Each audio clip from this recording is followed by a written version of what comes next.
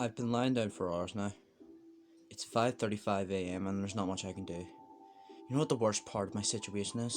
I'm in the same room with my parents. They keep looking at me, and I can't help but look back and try not to cry or scream. Their eyes are focused on me, and their mouths are wide open, and there's a strong scent of blood, and I feel so paralyzed with fear. Here's the thing: the second I make any hint that I'm not asleep anymore, I'm completely fucked. I will die, and there's nobody around to save me. I've been trying to think of a way out, but the only idea I have is to rush for the door and run outside the front door and just try to scream for help, hoping any neighbours can hear me. It's risky, but if I stay here, I'll surely die. He's waiting for me to wake up and see his masterpiece. You're probably wondering what's going on. I do get in my head of myself sometimes. About 3 hours ago, I heard screaming from the other side of the house. I got up and went up to check, and on the noise, before realizing I had to use the restroom, instead of doing the smart thing and investigating, I used the bathroom first. I could have got myself killed right there and then with my stupid actions, but I actually did my business and took a peek outside the bathroom. There was blood on the carpet.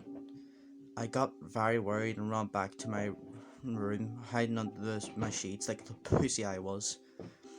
I tried to convince myself to go back to sleep and that it was just some really vivid dream or something. But I heard my bedroom open, and like the terrified child I was, I peeked from under my blankets to see what was going on. I could see something dragging my dead parents into the room. It was not human, I can tell you that.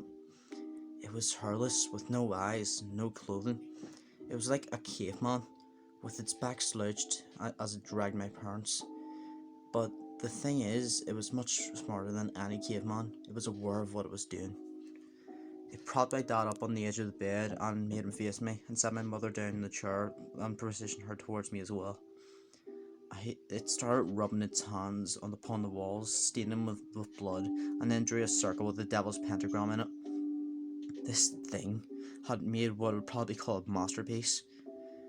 To finish it off, it scribbled a message onto the wall that I could not read in the darkness.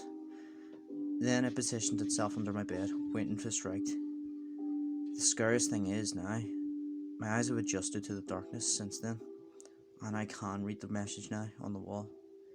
I don't want to look at it, but because it's terrifying to think about, but I feel the need to see it before I'm killed. I peek at the creature's masterpiece. I know you're awake.